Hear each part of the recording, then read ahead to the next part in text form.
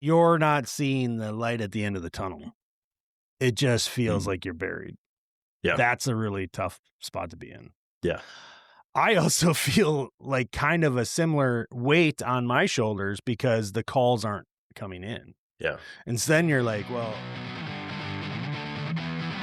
my favorite part is how I just hit record and you didn't even have a say in it, Andy. I'm sorry. I just did that to you. Yeah, so everybody listening, this is the Make Tracy Great Again podcast. And Andy doesn't even know what we're going to talk about right now. This is kind of the way I like to start episodes sometimes. That's right. He just preloads it with, what do you want to talk about? And then hits, never mind, record. We could do a couple things. We could recap a little bit on Milwaukee. I had fun. Did you have fun? Yeah. No, it was a good time. It was a great time. We got 2 episodes coming from that we recorded at Milwaukee. Yep. We talked with an expert on personal lighting. Yeah. And then also, I'm sorry. Nick with Pack Out. Thank you.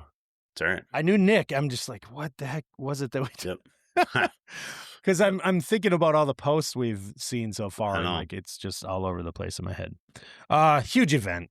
Awesome. That was good event. Banger of a time. We can talk about it more in the future. Yeah. It's as we're recording this, middle of August. Where'd the summer go, dude? I have no clue. And you're as busy as you've ever been, maybe busier than ever. And I'm the opposite here in Minnesota. It's just like the dichotomy is, there's a big $5 word. It is crazy how different our markets are behaving right now. Yours and mine. It really is. It's, I don't quite understand, what the big drive is here, or what, why it's any different, but, we've done just a lot of, it's just been a solid summer. That's awesome. I'm happy. It's been good. It's been kind of, we're at that point where it's almost relentless, if that makes sense. Like we're turning away a lot of work, and I don't really love that. I would like to do all the work, but we've gotten to the point again here, probably since the middle of July.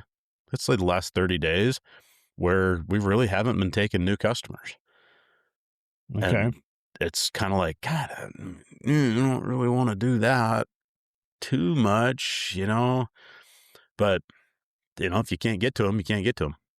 Only so many hours in the day. So, yeah, I mean, it's a loss when you definitely have to look at it that way when you can't take on new business, but it's also important to service the customers you have, the ones that are on the books already. And if bringing on new customers means that they either get put off so far out into the future that they're dissatisfied, or you start taking away time as a resource from your existing customers just to try to get these new people kind of onboarded and take care of their little problem now. Maybe they've got something bigger coming later that you can put off. That's going to affect your business negatively too. Yeah. Yeah, it absolutely is. And that's, we don't do advertising. So, I mean, there's that part of it, but there's a level of it where we get, a customer that we've done a project for, and they're like, hey, they tell their buddy, you should call these guys, they were awesome. And then they call us and we're like, yeah, sorry, not interested, and it's like, it's not that I'm not interested. I'd love to be able to do it all, but I mean, just physically don't have the bodies to do the work. How I know you're taking calls and people are like, yeah, I'll wait, when you tell them it'll be a little while, but are you getting the kind of more typical reaction when people are like, oh, really? That's a long time. I need this done before that. You know what I mean? Yep. We get that too pretty regularly. And we get that regularly with, with our existing customers that are, like, especially our commercial customers that are like, we have a toilet that's leaking. And 3 of us are on a boiler install today, and the other one's doing a bathroom remodel. Yep. How do you want to handle that? And we've been tossing the guys, an hour, 2 hours overtime, a couple times a week, 3 times a day, whatever, if they want. and, go pick up a service call after we're done with our regularly scheduled program, Yep. Yep. and they, so that works out. But again, I'm of the mindset that I don't want to work 50 hours a week. Right. Well, and not in the field. I mean, I do it at yeah. home, I was gonna that's say a whole you're different probably thing. putting in more than that. Yeah. Um, But yeah. I also recognize that, this is the time of year too, that, it's generally pretty nice outside and my guys don't want to be at work till it's dark, Yeah. and Yeah. there's a level of personal life outside of work that I think is really easy to chase money and say, God, we're going to get it all done. And well, Yeah. I think it's tough because it's not, you're not seeing the light at the end of the tunnel. It just feels like you're buried. Yeah. That's a really tough spot to be in. Yeah. I also feel like kind of a similar weight on my shoulders because the calls aren't coming in. Yeah. And so then you're like, well, you're like everyone else in this situation. What do? You go, how do I get the phone to ring? Yeah. And although it does not take much to get, for me to say I'm busy because there's only one of me. Right. It does happen quickly where you're not. You know what I'm saying? Oh yeah. Like it goes away a lot as fast as it comes. Right. Right. And so my biggest problem, the kind of biggest fears kind of come true right now, right? Like it's slow in my area. I'm talking to other contractors that are saying exactly the same thing. Yeah. It got really hot this summer for a few weeks, but it didn't really change a lot when it comes to, the cooling season load, that kind of stuff. That's still really far. It's really down. Yeah. And so you just see it across the board. You'll find people that say they're busy. And I mean, I got to think that they're being truthful. So good. I'm glad that they are. Yeah. But it's not the norm right now. It's just not. Mm-hmm. The majority of people I've talked to in multiple industries in my area, friends of mine, people I know quite well, and they got no reason to lie to me. Because I start the conversation saying, I'm slow AF. It's been bad for months. Right. I mean, I'm working, but some days not at all, right? And so you disarm them right there saying, okay, here's how bad it is for me. And I do that on purpose because I want people to be truthful, because I think right away people their initial reactions to be like, oh yeah, we're doing great, and maybe they aren't. You know what I mean? Yeah. But most people are like, yeah, we're hurting pretty slow. Yeah. Well, there's plumbers everywhere, right? And so real quick, there's a guy that just built a house down the road from me about a mile. Okay. And I don't know him or anything. Bought this like part of a farm field, put a house on. It's a nice place. He works for a plumbing company because he has a big box van back outside, and it's been parked in the same spot on the side of his driveway for, I'm estimating 2 weeks, but it might be even longer. And I don't know that he's not working. Yeah. On vacation or whatever. He could have hurt himself. He could be like, maybe he's a shop guy, or maybe he's retired. I don't know. Maybe he's the owner. I don't know. But that van has been sitting there, and it's not the only van in my area because there's quite a few of them. Live in a rural area. You see a lot of blue collar tradespeople. You know what I mean? Yeah. And there's these plumbing and HVAC vans stand out. Yeah. So when you get calls for people that are like, hey, I want a price on this, right? Or whatever, are you getting a lot of tire kickers that are like, I've had 6 other people look at this and I'm looking for the cheapest thing? Or is that kind of what you're seeing? Yeah. I mean, I don't know the number exactly, but usually I know it's more than just a couple. Yeah. You can how you can kind of figure it out without being told exactly. Yeah. 2 or 3 at least 2 or 3. I'd say 3 plus. I just was called out to the phone call was this. Hey, I live in my town here. I live here in town. I've got a cast iron boiler. House is older. Boiler's pretty old. I'm not sure, but the water heater's definitely old. And it's time I get it taken care of. Can you come take a look at it? And he said on the phone, he's like, I think I need one of those combi boilers or something. So then right away I thought he probably already talked to somebody. Yeah. But I get there. I was like, yeah, actually, and this was just a couple days ago, and it was like 3 in the afternoon, and I was just pulling into the shop, and I said, hey, I can come look at it. I could be there in 15 minutes. Yeah. I'm just pulling in the shop. Let me take care of a couple things, and then I'll be there because he's like 5 minutes from my house. Yeah. And he's like, that's great. So I show up and look over everything, and I kind of give him my whole spiel, and I told him all about how I don't think you should go with a combi boiler, but it's up to him. Yeah, I got a podcast episode, actually, 2 of them. I'm like, hey, about you want to listen to this? I got 2 of them, actually. I hate them, and so does Andy. This cricket is in my wall, I swear to you. It's fine. Can you hear it? Yeah. Oh, gosh. Everybody's listening to my cricket. Yeah. So I told the guy all about everything, and I said, hey, first and foremost, your boiler's probably fine. Right. It's old. It's probably 15 years old. That's not necessarily old for this boiler. Yeah, for and yeah, it's a slant fin. The only bad thing about it being a slant fin is that you can't, like, they're out of business. You know what I mean? Yeah. But it's basic boiler. Yeah. Like a spark ignition, low pressure gas valve. Nothing. Yeah, you could fancy. go get a Honeywell universal spark igniter and Honeywell gas valve or White Rogers gas valve, and you're back in business. Yeah, this have probably the basic spark ignition, like Honeywell control board on it too. Yeah. It's just the I forget the model number, but it was a simpler time module. So I told him, I'm like, you have 2 zone valves that you've already indicated are bad. So, and I'm looking at them and I'm like, yeah, let's replace all 3. You know what I mean? Like, why would we replace 2 when we could just, I got to tear it apart anyway. Let's get rid of these things. Yeah. And let's keep the boiler. That saves you a ton of money right there. Mm-hmm. And then we got to move this pipe so we can get the water heater out because there's a boiler pipe blocking it. Is it an indirect or just a 50 gas? No, it's just a 40 gallon atmospheric. And I said, the alternative, replacing the boiler, I gave him the whole, like, let's go with the heating boiler and an indirect water heater. It's what I have in my house. This is how it works.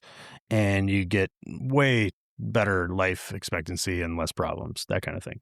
Yeah. That said, I left, sent him the estimate right within, he had 15 minutes. He had the estimate in his hand. I probably should have did it right there, but I didn't. And I'm certain that at leaving his house, I'm certain that he had already had somebody out before I showed up. Mm-hmm. Like same day call. So that tells me somebody also needs work. Just like me was there. And they were talking to him about a combi boiler. And when I told him, the budget for the heating system replacement, he just kind of was like, oh, I didn't know it was going to be that much. And so I guess what I'm getting at is I have a pretty strong inclination that this guy is kicking tires. I'm one of them. Yeah. And my estimates to replace the water heater and do those zone valves, although less than a boiler system, were probably even higher than he had expected. I don't know what the other companies in my town are going to bid for that. I know the water heater. I'm probably more on the water heater too, because I noticed right away that pipe for the boiler it's an 1.25 inch pipe. It has to be cut once and unbolted at a pump. It's not that big a deal, but it has to be done. And it's more time, and it's a few fittings, and I got to then drain a boiler down and purge it and all that. I'm guessing that whoever was there is probably not going to notice that the same way I did, and that's not going to be on their bid. Yeah. And so my bid's going to come in a couple $100 more expensive because of it. Well, I'm the accurate one. Yeah, I saw that this spring. When we were kind of first talking about this stuff, about slowing down this spring, I thought we were also following similar trend, and things were, guys were working, right? Like there wasn't any shortage of shit to do, but looking at the long term, it was like we probably need to get some projects on the schedule, and at that point in time, I had a number of mini split projects that we had looked at where we'd gone in, there were one of them was like a 5-head, big job. Big job. Yeah. And it was like, this is going to be a great project. I talked with the customer in depth, multiple visits on site type thing, and like had this kind of, I thought we pretty well had this one in the bag. Mhm. And then he calls back and he's like, well, I've, got this other company's going to do we're going to do a 4-head system, and so I had quoted him a 3-head, a 4-head, and a 5-head because he was like, I don't know about this room and I don't know about that room. I'm like, you know what? I, What I do hate, you know about? hate doing this, but I'll give you this 3 option pricing, Yeah. and he came back and told me, and he's like, yeah, he goes, so and so came back and they're going to do the 4-head for, 25% less than you are. Oh, I'm like, what? how? How? They're not gonna make any Okay. money. And so I've ran across, I was like, wow, that's really crazy, and it made me start second guessing my pricing, just because I mean, I think that's just natural. But Yeah, I've we, done it. I ran into another buddy of mine that I've worked with for years that does a lot of the similar work. And I was talking to him and I'm like, God, did this mini split. He goes, dude, they did the same thing to me on a 3-head, or whatever. And was just crazy how cheap it was. And he goes, so I ran into Dave, the owner of that shop, and was like, what the hell are you doing, man? Yeah. Like, Is he buying containers of what's Chinese going on? $600 mini splits or what? And the guy's like, I got freaking 8 trucks on the road. I got to keep them going. Hmm. We're going to do a couple jobs for minimal or no profit, just to keep the guys' wheels turning. And, summer will be here soon enough. I'm like, Wow. wow. So, I mean, it's like, do you get people that are in that position where they're like, we made money over the winter. We can pay the bills. We just need just slightly better than break even right now. Yeah, so that's that whole phenomena is just Yeah. basically, what are you willing to pay for a customer? Yeah. Yeah. Like that, you could say it a lot of different ways, and how you said it and how he said it was, well, I got guys, I need to keep them working. What he's doing is he's taking money out of his pocket in order to get the work. Yep. It's not any different than like advertising, spending a huge amount of money and then having Right. to try to recoup it, right? Well, and It's just a different way of Yeah. moving money around, I I guess. And did find out in the end too that and this is an advantage that I don't have, right? Is he was bidding Mitsubishi and I was bidding Midea, and I was looking at, like, I can get Mitsubishi, and I'm looking at my pricing on Mitsubishi versus the Midea price, and I can buy Midea significantly cheaper at the time, cheaper yeah, than I was buying the Mitsubishi. And so I called my Mitsubishi rep and I said, well, what's going on here? The customer mentioned something about this deal or this rebate. And he goes, well, he's a diamond dealer he's a or what? diamond dealer. Yeah. And there were some spring promos going that helped incentivize that. So and you know what?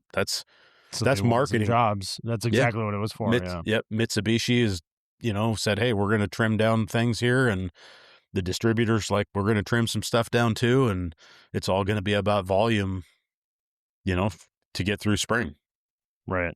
you know? Market share kind of Yep. thing. Yeah. Well, there's no So, shortage of competition. right. I was just talking to our buddy Jay Bars, and he was talking about a friend of his who was looking to have some mini splits installed, and he was buying these like $600 units online. Yeah. And Jay's like, I don't know about that, obviously. Yeah. But even Jay, and I'm not trying to put words in his mouth, and this was a private conversation, so sorry, Jay, if this is Yeah. I'm out of line here, but I'm not giving away anything. It was just more Jay's idea it seemed really, really reasonable. His take on the whole thing, Of course, he wants to stand by like, I don't think that's a good idea. What happens when this thing breaks? How are you ever going to fix it? That kind of thing. Yeah. But then he turned around right away and acknowledged that, like, hey, but for $650 cost, Right. like if it breaks, the difference in cost of that unit versus what I'm going to sell the customer, Yeah. I'm on the hook You with buy more 4 of expensive them, equipment, 5 of them. and if it breaks, I still have to fix it, right? Okay, I can get parts. Yeah. But the difference, the cost, the delta there, what could have been spent and what would have been spent is massive and way more than the parts would cost. You could probably buy a second unit and just reinstall it. Yeah. You know what I mean? At that point. Yeah. So that stuff's out there. I mean, our customers aren't idiots. None of them. I mean, well, Yeah. 9 out of 10 of them, they know this stuff exists. If we know, they know. I mean, it's on the internet, for goodness sakes. It ain't hidden out here. You can buy a mini split for $700, $700. Yeah. Well, you can get one off Amazon for right? nothing. It's crazy. You know, in fact, so look it up, as we talk. Yeah. You're not comparing apples to apples, but I mean, the stuff is out there and it's going to, so what are some of the pitfalls? So you get a customer that calls and says, "Hey, I bought this mini split, right? Yeah. I need somebody to install it. How much would you charge me to install it?" Right? So you get the $600 mini split. Do you go in there and be like, "I'm going to do this T&M, there's 0 warranty"? That's that's basically the conversation Jay and I were having, was hypothetical. Like, right. What do you do? Put it in for you, but I'm not even ever touching it again. If something doesn't work, it's not my problem. You sign here. I agree to install this and turn the power on. And I'm going to give you a vacuum report or a pressure test report and a vacuum report. And I hope that the Chinglish instructions can be, don't say that. No, but it's but I'm saying Chinglish in the fact that half of these instructions, half of these instructions are partially They're hard translated. to follow at the very best. Yeah, I get it. Yeah. I did look it up real quick. I'm on Amazon right now as we spoke. It took 1 second to figure this out. So the top listing, the one that Amazon wants you to buy the most because they spent the most on advertising, is $850. And the next one is $1,559. It's basically the same dang thing. Yeah. And then scroll down, the 1, 2, 3, 4, the fourth one, the overall pick, the one with the black bar that says overall pick on the listing. Limited time deal, 1,000 of them bought in the last month, with 300 reviews at 4.1 stars, is a Albott, ALBOTT, 12,000 BTU mini split air conditioner and heater. It says SEER 2, 18, 115 volt, $399. Yeah. So a normal system you can buy off of here, 18,000 BTU, single head, with line set, by the way, head unit, app control. You can control these with an app. $849. $850. Yeah. What does the outdoor unit for your system cost? More than $850. I mean, on a single zone 18, 2,500, 3,000. I mean, something in that range. Just the outdoor unit, yeah. I could buy the indoor head for about that much. So let me ask you this: without tearing them apart and going component for component, what makes a Mitsubishi or a Gree or a Viessmann or a Fujitsu or any other Midea, what makes them worth all that markup being put on by all the people handling them? What makes them worth, 5 times the cost? To me, as the contractor, the support. Okay, but are you buying basically the same thing? I don't know. I mean, from standing outside the box, yes. I mean, look at how many units do you think this Mr. Cool company sells? A bunch. Yeah, I'd be curious. On Amazon too. Yeah, I'd be curious who's manufacturing them. Yeah, well, that's the thing in this day and age. You see something like that and you go, "Oh, Mr. Cool." Is that similar to the old Mr. Slim? that Mitsubishi was making for however many years, 30 years ago, you know? Is Well, this a spin-off of one of our major manufacturers that's like, "Hey, you know what? We are missing a massive piece of the market share right here. yeah, Let's that's get what involved." I think that actually could very well be the case.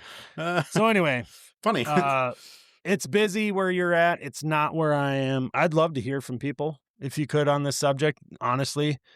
Yeah. Um, and like truthfully, if you're not doing well, it's not for shame here. No. It is Mm. what it is. Like things will turn around in my market. They will. But the market is definitely affecting all service businesses in my area.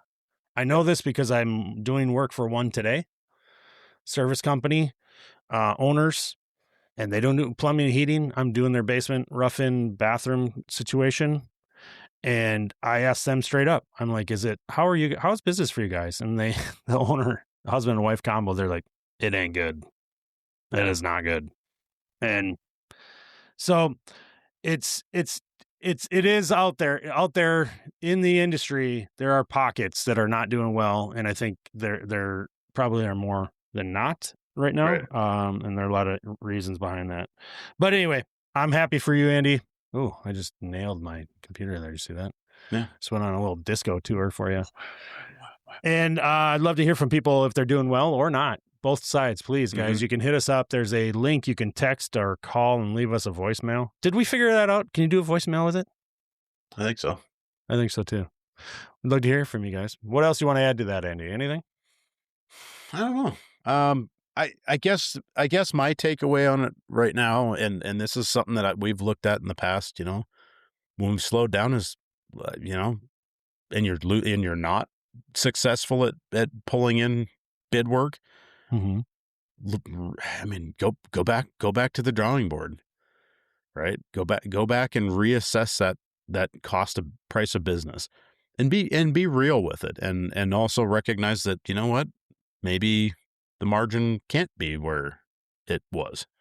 Well, I've been And making some calls to my suppliers and we're talking about yeah, pricing, yeah, and it's not just me saying, hey, you're too expensive. It's like, hey, is 100%. there a reason why I'm paying this much?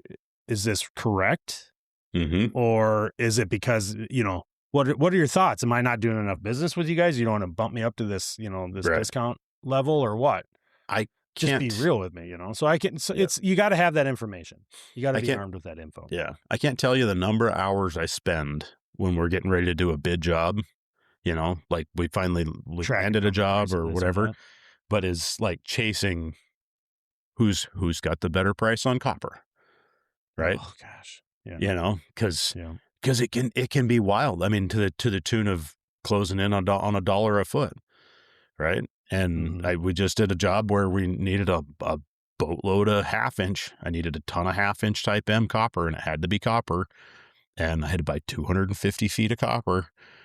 And I was like looking around town, like calling around, like, hey, what's your half-inch M copper? What's your half-inch? It's like, it's half-inch M. Doesn't matter whether I bought it from A, B, or C to supply house. It's the Yeah. same It's the cheapest stinking copper. thing. Who's got the cheapest price? And what are they willing to sell it at? And and keeping in mind there too that there is a relationship there, and I'm not always looking for the cheapest price. But when the projects that I am, if I can save $1 a foot over 250 feet of copper, well, it's $250. Yeah. Yeah. It's not nothing. It's So, time to check all those boxes. Check up on your relationships and your yep. pricing and all that kind of stuff. It's Well, good timing to do. I mean, you should be doing this anyway, yep. but now especially because if you're putting pricing out there where we know our material costs are, plus 50% higher than they Mhm. were a year ago. Yep.